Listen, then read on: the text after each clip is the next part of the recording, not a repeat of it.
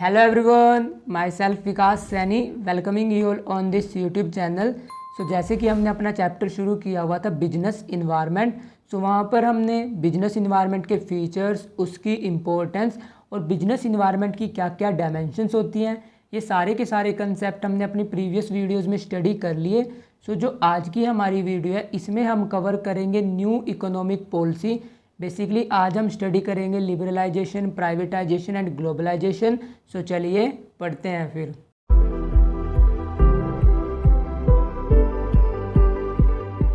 अब new economic policy study करने से पहले हम थोड़ा बहुत उसके बैकएंड में चले जाते हैं। आप सबको पता होगा कि भारत को आज़ादी कब मिली थी? 1947 में। इंडिया इंडिपेंडेंट कब हुआ था? 1947 में।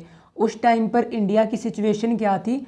उस टाइम जो मोस्टली पीपल थे वो कहाँ पर रहते थे? विलेजेस में।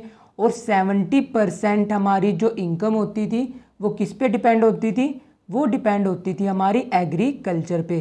जब इंडिया आज़ाद हुआ था उस टाइम 70% इनकम कहाँ से जनरेट हो रही थी? एग्रीकल्चर से।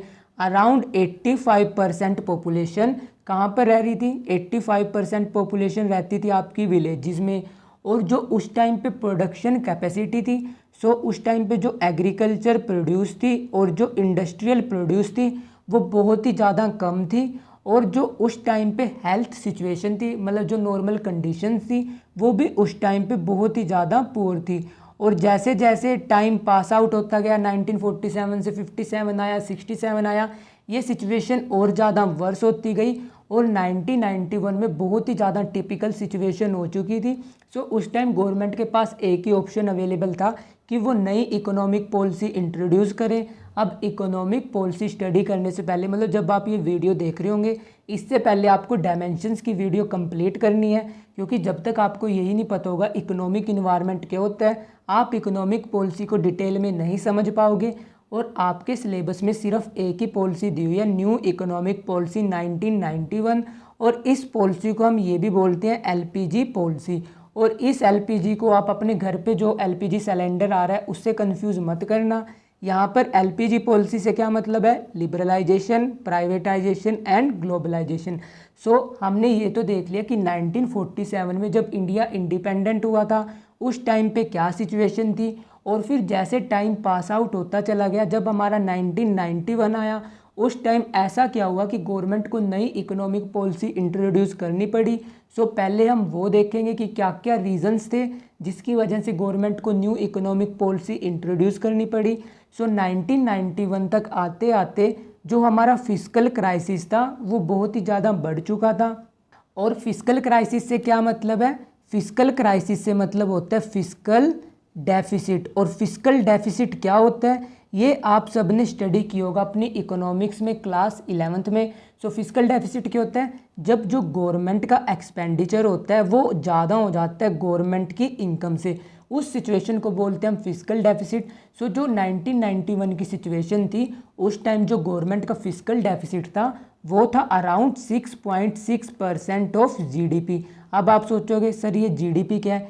जीडीपी होती है टोटल प्रोडक्शन, जो कि प्राइमरी सेक्टर, सेकेंडरी सेक्टर और टर्सरी सेक्टर की टोटल प्रोडक्शन होती है, उसे बोलते हैं हम जीडीपी। उस टाइम 1991 की सिचुएशन क्या थी? जो आपका फिस्कल डेफिसिट था वो अराउंड 6.6% था जीडीपी का। ये बहुत ही ज़्यादा वर्स सिचुएशन थी। और उसके अलावा हैवी इंटरनल डेट था, मतलब जो गवर्नमेंट पे डेट था वो भी बहुत ज़्यादा था। और उस टाइम अराउंड जो 50% ऑफ जीडीपी था, मतलब जितनी टोटल प्रोडक्शन हो रही थी उसका 50% गवर्नमेंट ने डेट ले रखा था। और उस टाइम जो एग्रीकल्चर प्रोडक्शन थी और इंडस्ट्रियल प्रोडक्शन थी वो भी बहुत ज़्यादा कम थी। मतलब जो आपका ट्रेंड चल रहा था उस टाइम पे इंडस्ट्रियल प्रोडक्शन का अपवर्ड ट्रेंड नहीं था, वो हमेशा डाउनवर्ड पे जा रहा था। मतलब कैसा ट्रेंड था? नेगेटिव ट्रेंड था।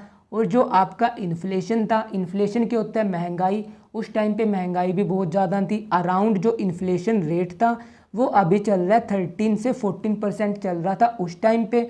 और एट प्रेजेंट अगर आज आप देखो 2023 में, आज इन्फ्लेशन का रेट चल रहा होगा 7 to 8 के बीच में। बट आप देख सकते हो कि 1991 में, आज से 30-40 साल पहले कितना इन्फ्लेशन रेट था? 13 to 14%, जबकि इनकम वहाँ पर उस टाइम उतनी ज़्यादा नहीं थी। और इसके अलावा जो आपका रुपया था उसकी भी कीमत बहुत कम थी, मतलब जो यूएस डॉलर के कंपैरिजन में इंडिया की वैल्यू थी वो भी बहुत कम हो चुकी थी। और जो फॉरेन एक्सचेंज रिजर्व्स थे, फॉरेन एक्सचेंज रिजर्व का क्या मतलब होता है, जो गवर्नमेंट के पास फॉरेन करेंसी होती है वो भी बहुत कम हो चुकी थी। और इसका इम्पैक्ट क्यों हुआ, क्योंकि आपको पता है फॉरेन एक्सचेंज की रिक्वायरमेंट कब पड़ेगी, जब आप दूसरी कंट्री से कोई सामान इंपोर्ट करोगे। तो उस टाइम पे जो हमारे फॉरेन एक्सचेंज थे वो सिर्फ 7 to 10 डेज़ के लिए बचे हुए थे, कि सिर्फ आप 7 से 10 दिन का ट्रेड कर सकते थे। उसके बाद जो हमारे फॉरेन एक्सचेंज रिजर्व थे वो बिल्कुल ज़ीरो हो जाते, इसलिए गवर्नमेंट को नई इकोनॉमिक पॉलिसी इंट्रोड्यूस करनी पड़ी। और लास्ट रीज़न था क्रेडिट वर्थीनेस, मतलब कि जो गवर्नमेंट की पेइंग कैपेसिटी थी इन इंटरनेशनल मार्केट वो भी बहुत ज़्यादा शेक हो चुकी थी। अब इसमें डिफरेंट टाइप की रेटिंग्स मिलती है। शुरुआत में गवर्नमेंट की रेटिंग क्या थी, शुरुआत में हमारी गवर्नमेंट की रेटिंग थी AAA, और 1991 तक आते आते ये रेटिंग कहाँ तक डिक्लाइन हो चुकी थी, BB+ तक। सो आप देख सकते हो कि इन सारे रीजंस की वजह से गवर्नमेंट के ऊपर प्रेशर आया कि उसको अपनी इकोनॉमी में कुछ चेंजेस करने पड़ेंगे, इसलिए गवर्नमेंट ने नई इकोनॉमिक पॉलिसी इंट्रोड्यूस करी जिसका नेम था LPG पॉलिसी 1991, जिसके 3 कंपोनेंट्स थे, लिबरलाइजेशन, प्राइवेटाइजेशन और ग्लोबलाइजेशन। सो मैंने लिबरलाइजेशन, प्राइवेटाइजेशन, ग्लोबलाइजेशन पॉलिसी क्यों लॉन्च हुई वो सारे के सारे रीजंस बता दिए। और जिस टाइम हमारी कंट्री इंडिपेंडेंट हुई थी उस टाइम की सिचुएशन क्या थी वो भी मैंने आपको बता दिया। सो अब आपको समझ आ चुका होगा कि उस टाइम पे गवर्नमेंट ने ये पॉलिसी क्यों इंट्रोड्यूस करी थी। सो आपने ये तो समझ लिया कि पॉलिसी क्यों इंट्रोड्यूस करी गई और किस सिचुएशन में इंट्रोड्यूस हुई। अब हम इस पॉलिसी को डिटेल में स्टडी कर लेते हैं कि जो गवर्नमेंट ने उस टाइम पे पॉलिसी लॉन्च करी थी इसके क्या क्या फीचर्स हैं, और जो LPG है इसमें क्या क्या कंपोनेंट्स हैं। अब हम इन कंपोनेंट्स को बहुत ज़्यादा डिटेल में स्टडी करेंगे। और जो ये हमारी LPG पॉलिसी है इसको काफ़ी बार बोल देते हैं हम इकोनॉमिक रिफॉर्म। इकोनॉमिक रिफॉर्म क्यों बोल रहे हैं, क्योंकि ये आपकी इकोनॉमी से रिलेटेड है। सो इकोनॉमी में चेंजेस आ रहे हैं इसकी वजह से, इसलिए काफ़ी बार हम LPG पॉलिसी को इकोनॉमिक रिफॉर्म भी बोल देते हैं। सो अब LPG पॉलिसी के 3 पिलर्स हैं, LPG। L का मतलब क्या है, लिबरलाइजेशन। सो पहले हम लिबरलाइजेशन को डिटेल में स्टडी कर लेते हैं। सो लिबरलाइजेशन को आप कैसे समझ सकते हो, जैसे आपको इसके वर्ड से ही क्लियर हो होगा कि किसी को छूट देना, किसी को इंडिपेंडेंस देना। सो लिबरलाइजेशन का मीनिंग क्या है, end of licence, quota and many more restriction and unnecessary control. अब 1991 से पहले क्या होता था कि आपको डिफरेंट टाइप के लाइसेंस चाहिए होते थे अगर आप बिजनेस परफॉर्म करना चाहते हो। आपको कोटाज की रिक्वायरमेंट होती थी कि लाइक आप कितना इंपोर्ट कर सकते हो, कितना एक्सपोर्ट कर सकते हो। इसके अलावा बहुत टाइप की अलग अलग रेस्ट्रिक्शंस थी कि आपको पॉलिटिकल इंटरफेरेंस करवाना पड़ता था। और इसके अलावा अननेसेसरी कंट्रोल थे, मतलब गवर्नमेंट बिना वजह से आपके बिजनेस में बहुत ही फालतू का कंट्रोल करती थी। सो ये जब नई पॉलिसी इंट्रोड्यूस हुई इसमें सारे के सारे लाइसेंस कुछ एक इंडस्ट्रीज़ को छोड़कर कोटाज, रेस्ट्रिक्शन, ये सारी की सारी रिमूव कर दी, मतलब उनको इंडिपेंडेंस दे दी कि आप अपना बिजनेस जैसे करना चाहते हो वैसे कर सकते हो। मतलब जब LPG पॉलिसी इंट्रोड्यूस करी उन्होंने लिबरलाइजेशन में क्या क्या स्टेप्स उठाए अब हम वो देख लेते हैं। सो सबसे पहले उन्होंने क्या किया, लाइसेंस रिक्वायरमेंट रिमूव कर दी। लाइसेंस रिक्वायरमेंट क्या होती है, सपोज करो आप कोई बिजनेस परफॉर्म करना चाहते हो। सो उस बिजनेस को शुरू करने से पहले आपको कुछ लाइसेंस लेने पड़ते हैं। सो पहले क्या होता था 1991 से सारे के सारे लाइसेंस, मतलब कोई भी बिजनेस कर रहे हो आपको लाइसेंस लेना पड़ेगा। बट जब 1991 की सिचुएशन आई, जब मतलब इतना रिसेशन आया, तो गवर्नमेंट ने क्या किया, कुछ एक इंडस्ट्रीज़ को छोड़कर बाकी इंडस्ट्री फ्री कर दी, लाइक उनको लाइसेंस की कोई रिक्वायरमेंट नहीं। अब किस किस टाइप की इंडस्ट्री में लाइसेंस चाहिए होता है, जैसे कि अगर आप अल्कोहल प्रोड्यूस कर रहे हो या आप मेडिकल ड्रग्स बना रहे हो, उन सारी इंडस्ट्री में अभी भी लाइसेंस की रिक्वायरमेंट है। बट जो लाइसेंस की रिक्वायरमेंट है वो कुछ ही इंडस्ट्रीज़ में है, सारी इंडस्ट्रीज़ में लाइसेंस की रिक्वायरमेंट नहीं है। इसके अलावा आप स्केल ऑफ बिजनेस खुद डिसाइड कर सकते हो कि लाइक आपको अपना बिजनेस कितने बड़े लेवल पे करना है या कितने छोटे लेवल पे करना है। 1991 से पहले क्या होता था, ये भी डिसाइड करने के लिए आपको गवर्नमेंट से अप्रूवल लेनी पड़ती थी। बट आप ये अब खुद डिसाइड कर सकते हो कि आपको किस लेवल पे अपना बिजनेस करना है। इसके अलावा removal of restrictions on movement of goods and services.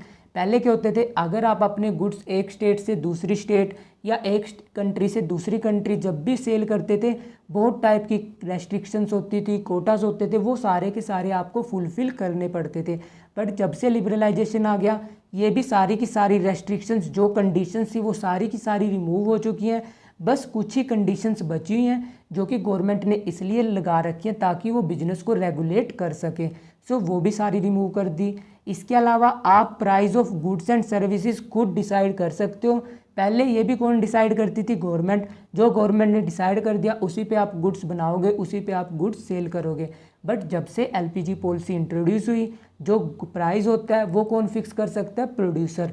इसके अलावा गवर्नमेंट ने टैक्स रेट रिड्यूस कर दिया। 1991 से पहले बहुत ही ज़्यादा टैक्स रेट होता था जो कि बिजनेसमैन को डिस्करेज करता था कि हम बिजनेस नहीं परफॉर्म करेंगे।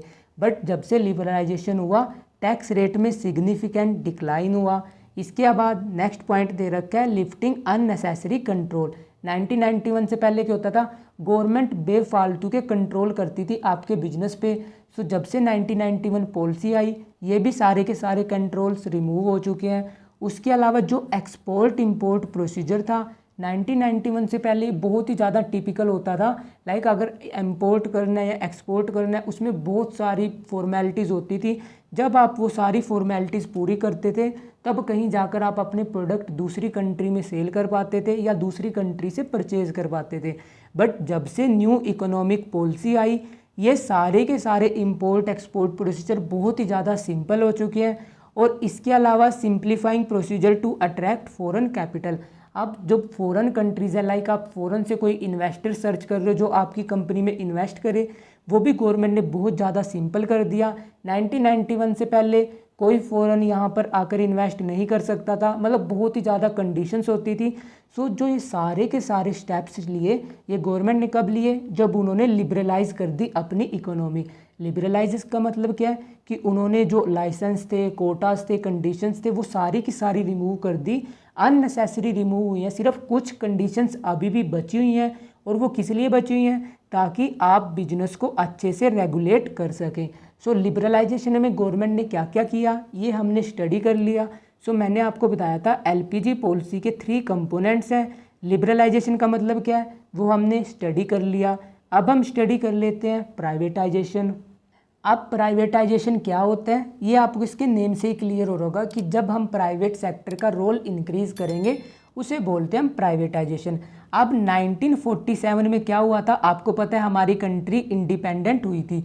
सो उस टाइम किसी इंडिविजुअल के पास इतनी इनकम नहीं थी कि वो अपने बिजनेस ओपन अप कर सके।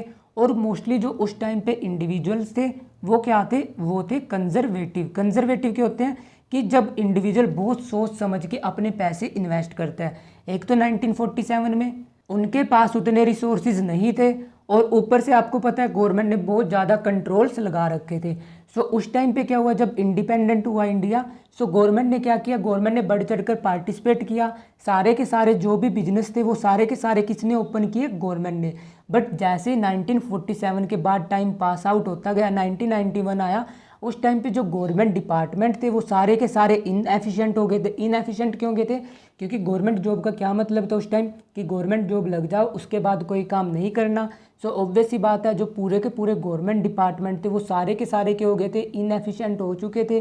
कोई भी गवर्नमेंट डिपार्टमेंट अच्छा परफॉर्म नहीं कर रहा था, जिसकी वजह से जो गवर्नमेंट का फिस्कल डेफिसिट था वो इंक्रीज होता जा रहा था। सो इसलिए गवर्नमेंट ने सेकंड स्टेप क्या इंट्रोड्यूस किया? प्राइवेटाइजेशन। सो प्राइवेटाइजेशन में गवर्नमेंट ने क्या फोकस किया? उन्होंने प्राइवेट सेक्टर का रोल इंक्रीज कर दिया, गवर्नमेंट सेक्टर का रोल डिक्रीज कर दिया। सो यहाँ पर लिखा हुआ है giving greater role to the private sector and reducing the role of the public sector. मतलब जब आप प्राइवेट सेक्टर को ज़्यादा इंपॉर्टेंस दोगे as compare to public sector, उसे बोलते हैं हम प्राइवेटाइजेशन। 1947 के तुरंत बाद क्या हुआ? क्योंकि किसी के पास इतनी इनकम नहीं थी, सो सारे के सारे बिजनेस किसने ओपन किए? गवर्नमेंट ने। बट 1991 तक आते आते वो इनएफिशिएंट हो चुके थे, जिसकी वजह से गवर्नमेंट ने प्राइवेटाइजेशन करनी पड़ी। सो प्राइवेटाइजेशन में गवर्नमेंट ने क्या क्या स्टेप इंट्रोड्यूस किए? उसने पहला स्टेप इंट्रोड्यूस किया प्लान डिसइन्वेस्टमेंट। प्लान डिसइन्वेस्टमेंट का क्या मतलब है कि पहले जो डिपार्टमेंट गवर्नमेंट के अंडर होता था, गवर्नमेंट ने उसे सेल करना शुरू कर दिया। मतलब जो पहले गवर्नमेंट ओन करती थी, अब वो कौन ओन कर रहे हैं? Normal private players. मतलब जो पहले डिपार्टमेंट गवर्नमेंट को होता था अब उसे नॉर्मल प्राइवेट पब्लिक मैनेज कर रही है। सो प्राइवेट डिसइन्वेस्टमेंट में गवर्नमेंट ने क्या किया, जो गवर्नमेंट डिपार्टमेंट के इक्विटी शेयर्स थे, अब इक्विटी शेयर्स क्या होते हैं ये आपने अकाउंटिंग में पढ़ लिया होगा। सो गवर्नमेंट ने क्या किए, जो गवर्नमेंट डिपार्टमेंट के इक्विटी शेयर्स थे वो सेल कर दिए किसे, नॉर्मल पब्लिक को। सो पहले जो गवर्नमेंट मैनेज कर रही थी अब उसे कौन मैनेज कर रहे हैं, normal private individuals. So plan disinvestment में क्या हुआ, जो पहले गवर्नमेंट डिपार्टमेंट थे अब वो हो चुके हैं प्राइवेट डिपार्टमेंट। और जब गवर्नमेंट 51% से ज़्यादा अपने शेयर्स बेच देती है, मतलब कोई भी डिपार्टमेंट है अगर उसमें 51% शेयर पब्लिक परचेज कर लेती है तब वो क्या हो जाता है आपका, वो हो जाता है आपका प्राइवेट डिपार्टमेंट।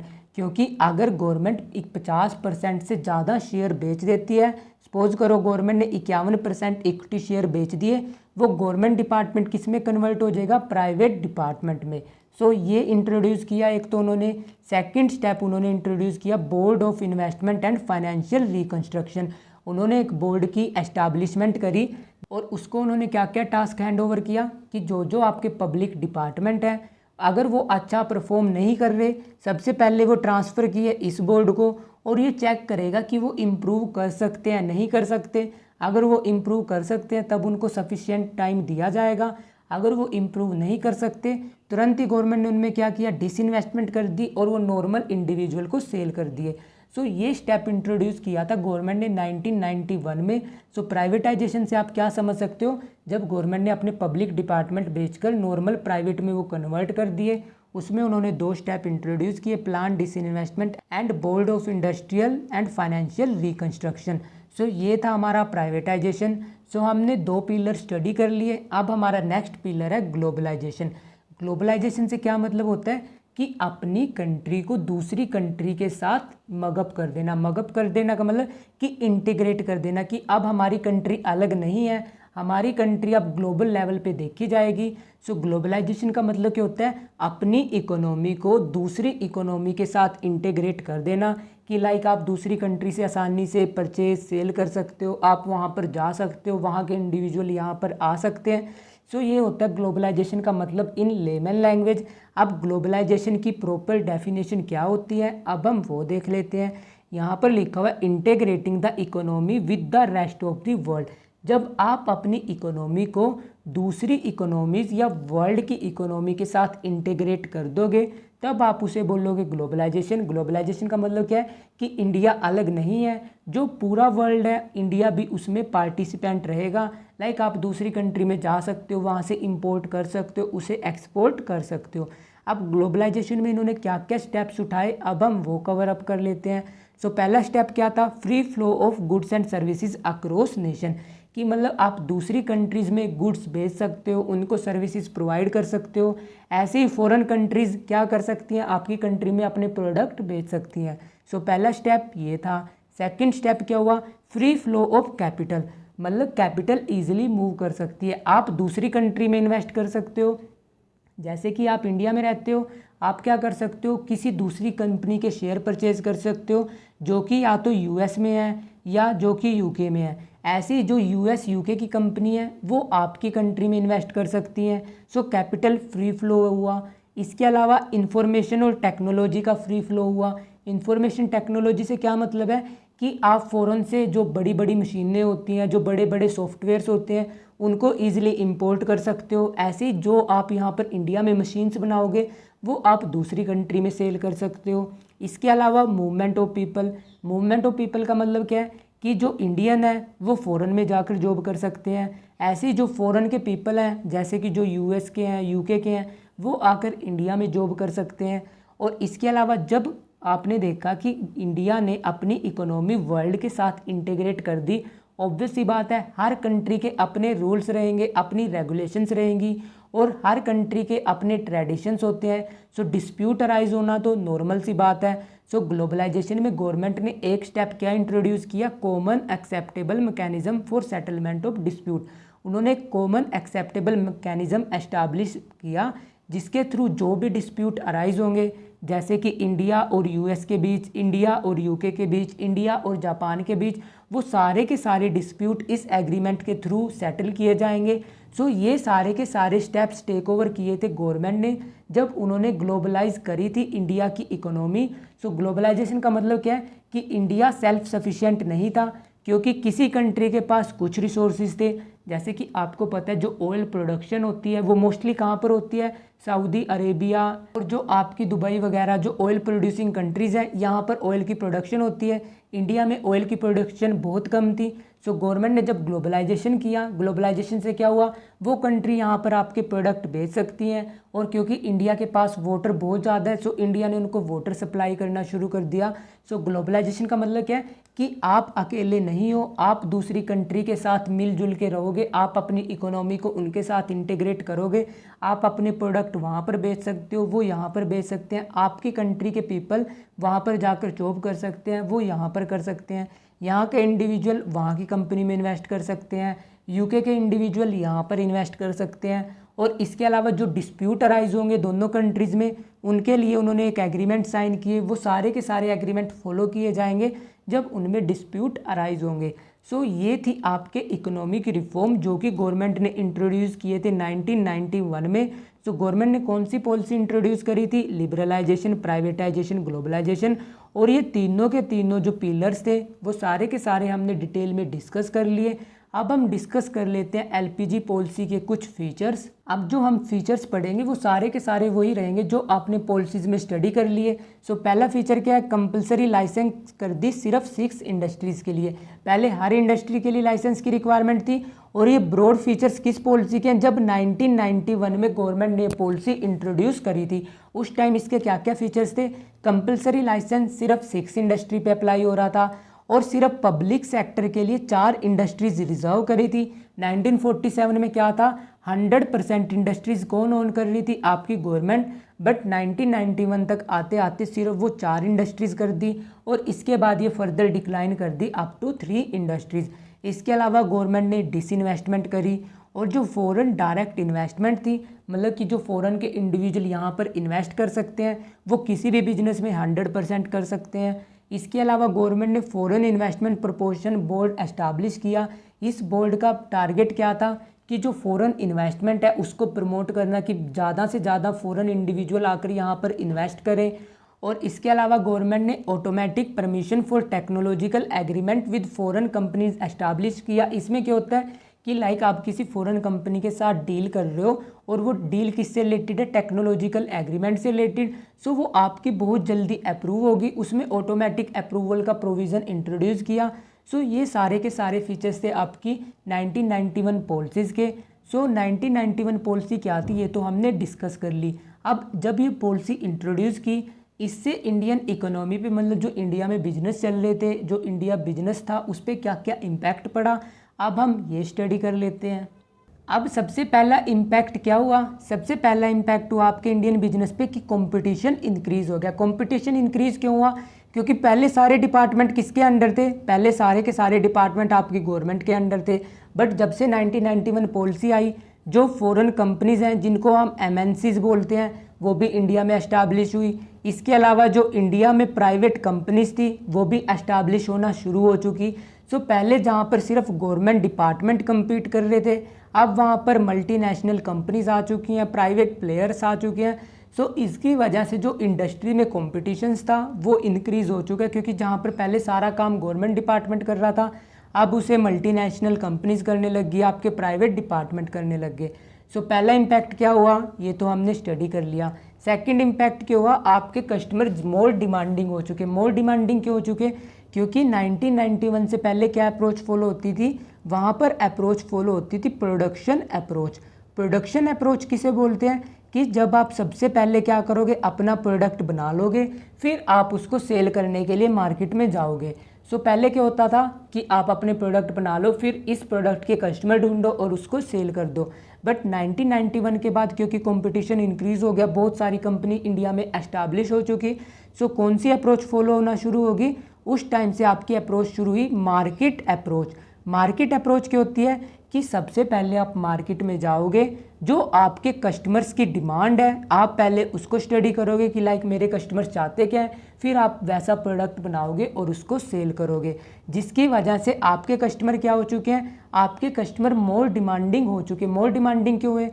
क्योंकि अब उनको पता है कि एक तो बहुत ज़्यादा कंपनीज एस्टैब्लिश हो चुकी हैं इंडिया में, हर कंपनी मार्केट अप्रोच फॉलो कर रही है, जिसकी वजह से उनके पास बहुत सारे अल्टरनेटिव हैं। जैसे आप अभी एग्जांपल लो, आप मार्केट से कुछ भी खरीदने जाओ, सेम प्रोडक्ट आपको 10 से 20 कंपनीज का मिल जाता है। सो आपके पास वाइडर चॉइस होती है। 1991 से पहले क्या होता था, सिर्फ गवर्नमेंट डिपार्टमेंट बना रहा है, सो सिर्फ एक ही डिपार्टमेंट वो प्रोडक्ट बनाएगा। बस 1991 के बाद जब से एलपीजी आई, बहुत सारी कंपनीज एस्टैब्लिश हुई और different company same product produce कर रही थी। ऑब्वियस सी बात है, कस्टमर ज़्यादा डिमांडिंग हो गए, उनका स्टैंडर्ड ऑफ लिविंग इंक्रीज हुआ।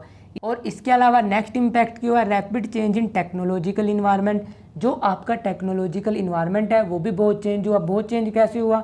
1991 से पहले तो आप फ़ॉरेन से मशीन्स वगैरह इंपोर्ट नहीं कर सकते थे, ऑल्दो कुछ इंडिविजुअल्स करते थे, बट उनको बहुत ज़्यादा कंडीशंस फॉलो करनी पड़ती थी।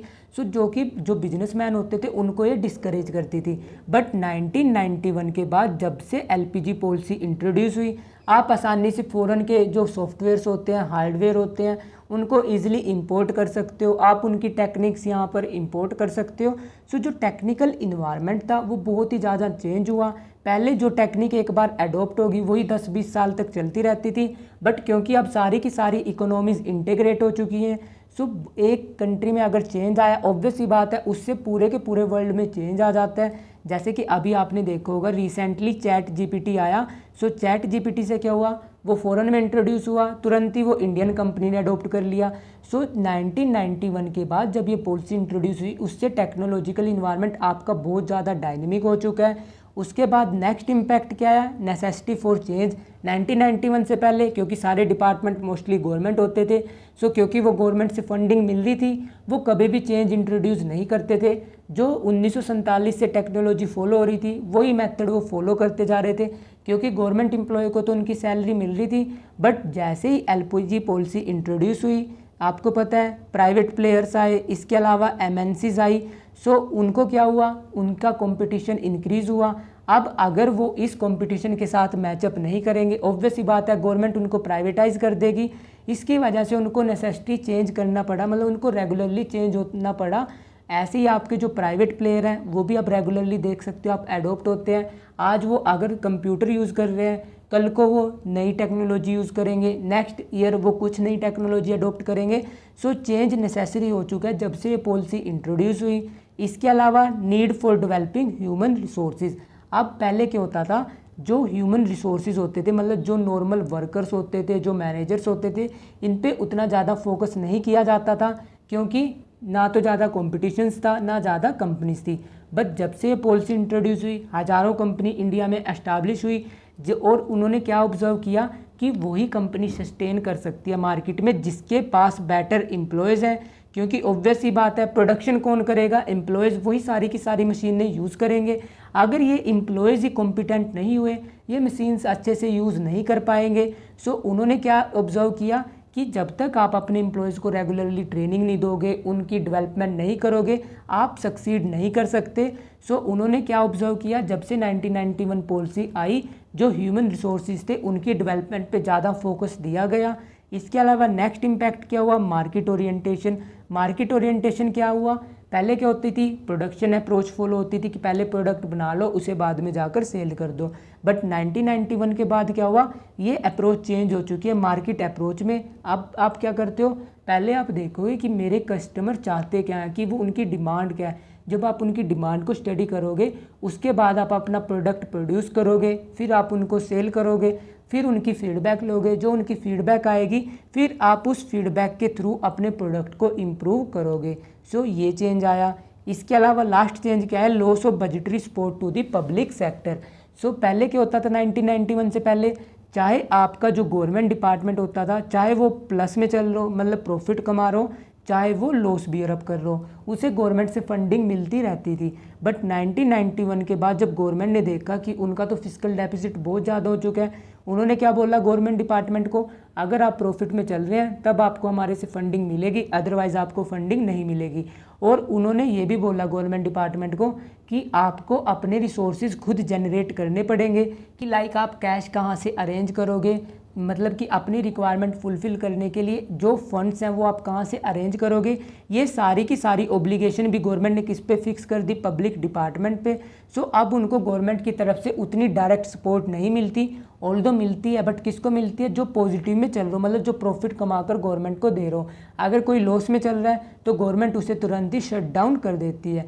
सो ये इम्पैक्ट आया आपकी गवर्नमेंट पॉलिसी के, जब से गवर्नमेंट ने एलपीजी पॉलिसी इंट्रोड्यूस की। ये 7 स्टेप्स ने जो इंडस्ट्रीज़ था उसको बहुत ही ज़्यादा डायनेमिक कर दिया। सो ये तो हमने देख लिया क्या क्या इम्पैक्ट आया। अब बिजनेस में जो मैनेजर्स थे जो इस सिचुएशन के साथ डील कर रहे थे, उन्होंने क्या क्या स्ट्रैटेजीज अडॉप्ट करी, अब हम उन स्ट्रैटेजीज को स्टडी कर लेते हैं। सो सबसे पहला मैनेजर का रिस्पॉन्स क्या था एलपीजी पॉलिसी के टुवर्ड।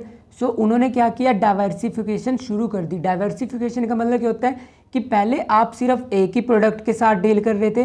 सपोज करो आप बना रहे थे सिर्फ और सिर्फ बुक्स, अब आपने क्या किया, आपने पेन्स भी बनाने शुरू कर दिए, इसके अलावा आपने कॉपीज़ भी बनानी शुरू कर दी, आपने इसके अलावा मोबाइल फ़ोन ये सब बनाने प्रोड्यूस कर दिए। सो पहले क्या होता था 1991 से पहले, क्योंकि इतना ज़्यादा कंपटीशन नहीं था। 1991 के बाद एलपीजी पॉलिसी ने बहुत ज़्यादा कंपटीशन क्रिएट कर दिया, जिसकी वजह से मैनेजर ने क्या किया, डाइवर्सिफिकेशन शुरू कर दी। लाइक जिस भी कंपनी में वो काम कर रहे थे पहले वो सिर्फ 1 या 2 प्रोडक्ट बनाते थे, अब वो वही 10, 20, 30 प्रोडक्ट बनाते हैं, जिसकी वजह से क्या हुआ, उनका रिस्क डाइवर्सिफाई हो गया। पहले जो पूरा का पूरा रिस्क सिर्फ एक बिजनेस में था, अब वो डिवाइड हो चुका है 10 से 15 बिजनेस में। सो पहला ऑप्शन उन्होंने क्या अडॉप्ट किया, डाइवर्सिफाई कर लो। सेकंड ऑप्शन क्या अडॉप्ट किया, जॉइंट वेंचर। सो जॉइंट वेंचर में उन्होंने क्या किया, जो डिफरेंट प्रोड्यूसर्स थे वो आपस में मर्ज हो चुके। मर्ज होने का मतलब जैसे कि आपने देखा होगा अभी मर्जर हुआ है टाटा मोटर्स का और जैगवार का। सो कंपनीज ने मर्जर क्यों अडॉप्ट किया, क्योंकि पहले सारा का सारा रिस्क एक ही बिजनेस फेस कर रहा था, अब वही रिस्क 2 बिजनेस फेस कर रहे हैं। सो क्योंकि 1991 पॉलिसी से बहुत ज़्यादा इम्पैक्ट आया है, जिसकी वजह से उन्होंने पहले क्या किया, डाइवर्सिफाई कर दिया अपना बिजनेस, कि सिर्फ अब हम एक ही प्रोडक्ट नहीं बनाएंगे, अब हम 10 से 20 प्रोडक्ट बनाएंगे। सेकंड स्ट्रैटेजी क्या अडॉप्ट की, जॉइंट वेंचर, कि जो पहला बिजनेस सिर्फ एक ही बिजनेसमैन कर रहा था, अब 2-4 बिजनेसमैन एक साथ आए, उन्होंने अपना बिजनेस कंबाइन किया और जॉइंट वेंचर एस्टैब्लिश किए, जैसे कि टाटा मोटर्स और जैगवार का हुआ। इसके अलावा थर्ड फोकस उन्होंने किस पे दिया, ब्रांड बिल्डिंग पे। ब्रांड बिल्डिंग का मतलब कि उन्होंने अपने ब्रांड को इस तरीके से एडवर्टाइज़ किया, जैसे कि आपने एड्स में देखा होगा एलजी हो गया, इसके अलावा आपने देखोगे आईफोन का ब्रांड जो एप्पल होता है, उन्होंने अपने ब्रांड को इस तरीके से पब्लिसाइज किया कि नॉर्मल इंडिविजुअल को भी उन ब्रांड्स का पता होता है। अब एलजी के टीवी सबको पता है, आईफोन सबको पता है। सो उन्होंने अपनी ब्रांड बिल्डिंग पे बहुत ज़्यादा एक्सपेंसेस इनकर किए। सो थर्ड स्ट्रैटेजी उन्होंने क्या अडॉप्ट की, ब्रांड बिल्डिंग। फोर्थ स्ट्रैटेजी क्या अडॉप्ट की, use of latest technology. Latest technology सबने अडॉप्ट की, क्योंकि जो पुरानी मशीनें थी अब वो नई मशीनों से रिप्लेस हो चुकी है। जैसे सबसे पहले क्या यूज़ होता था, कार्बन पेपर। कार्बन पेपर किस लिए यूज़ होता था, ऑफिस में। जैसे कि जो मैं यहाँ पर लिख रहा हूँ, अगर यही इसकी मुझे एक और कॉपी चाहिए, इसके नीचे पेपर के नीचे मैं क्या यूज़ रखूँगा, ब्लू पेपर, जिसे हम बोलते थे कार्बन पेपर। अब वही किससे रिप्लेस हो गया, आपकी फ़ोटोकॉपिंग मशीन से। सो कंपनीज ने क्या अडॉप्ट किया, लेटेस्ट टेक्नोलॉजी अडॉप्ट की, क्योंकि अगर वो लेटेस्ट टेक्नोलॉजी अडॉप्ट नहीं करेंगे, ऑब्वियस सी बात है उनका बिजनेस आज नहीं तो कल नहीं तो परसों ऑटोमेटिकली क्लोज हो जाएगा। सो एक स्ट्रैटेजी ये अडॉप्ट करी। नेक्स्ट स्ट्रैटेजी क्या अडॉप्ट करी, कस्टमर फोकस। उन्होंने अपना पूरा का पूरा फोकस किस पे रखा, अपने कस्टमर पे, क्योंकि कस्टमर आज के टाइम पे क्या है, किंग ऑफ द मार्केट। अगर आपके कस्टमर आपसे सेटिस्फाई नहीं है, आप लंबे टाइम तक रन नहीं कर सकते। सो उन्होंने कौन सी अप्रोच फॉलो करना शुरू कर दी, उन्होंने अप्रोच फॉलो करना शुरू कर दी मार्केट अप्रोच। सो उन्होंने क्या किया, पहले कस्टमर की डिमांड एनालाइज की, फिर उस अकॉर्डिंग अपने प्रोडक्ट बनाने शुरू कर दिए।